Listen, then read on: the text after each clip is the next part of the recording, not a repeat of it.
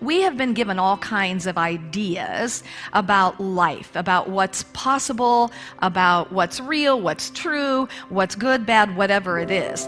And we have been living under some real interesting superstitions, wouldn't you say? Step on a crack and break your mother's back. How many of us as children wouldn't step on a crack? How many of us still have that in our minds? And how about this one? People have been knocking on wood for thousands of years to protect their good luck. At one time, they hoped that the noise would keep evil spirits from hearing about their good luck and taking it from them. Now, of course, today we don't really believe in those evil spirits, but how many of us still knock on wood? How about these superstitions? There is only one way.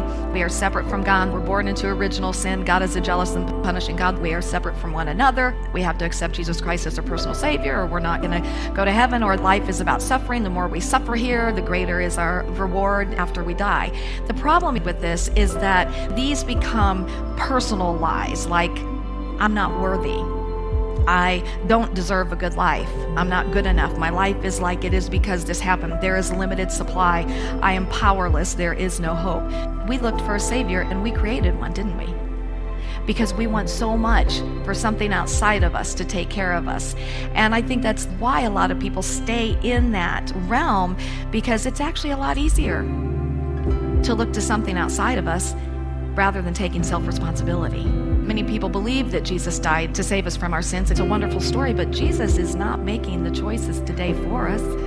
But Jesus did tell us what to do. He said, follow me, forgive, love one another unconditionally. He gave us all the tools that we need to live from this place of being a master. We're living under all kinds of other people's ideas of what life should be. We have to wake up and become aware. The Fillmores, Charles and Myrtle, the co-founders of Unity, they were big on saying, we are bringing truth to you that has been revealed to us. It has been revealed through many people, but you discern what is the truth for you. They weren't saying, hey, we have the final answer here. I can't say this enough, you guys. You matter. Every single one of us matters. And it matters that we're doing our best to bring forth the love and the light and the beauty and the joy and the connection, the oneness and the compassion and the kindness that we are here to bring forth.